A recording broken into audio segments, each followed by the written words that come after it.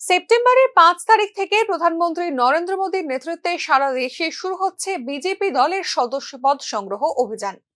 রাজ্যেও আরো বেশি সদস্যপদ বৃদ্ধি করার লক্ষ্য নিয়ে মাঠে নামছে প্রদেশ বিজেপি। বুধবার সেই লক্ষ্যমাত্রা পূরণের উদ্দেশ্য নিয়ে অনুষ্ঠিত হয় বিশেষ কর্মশালায় উপস্থিত ছিলেন মুখ্যমন্ত্রী মানিক সাহা, দলের রাষ্ট্রীয় সাধারণ সম্পাদক সহ প্রদেশ সভাপতি রাজীব ভট্টাচার্য ও বিভিন্ন সাংগঠনিক কর্মকর্তা, বিধায়ক এবং মন্ত্রীরা। গতবার বিজেপি দল রাজ্যে 6,50,000-এর অধিক নতুন সদস্যপদ সংগ্রহ করেছিল।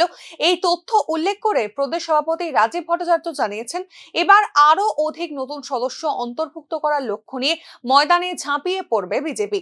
সমগ্র উত্তর পূর্বাঞ্চলে সর্বাধিক সদস্যপদ সংগ্রহ করার লক্ষ্যে প্রদেশ সংগঠন প্রতিটি স্তরে কাজ করবে বলে এদিন জানিয়েছেন প্রদেশ সভাপতি রাজীব ভট্টাচার্য।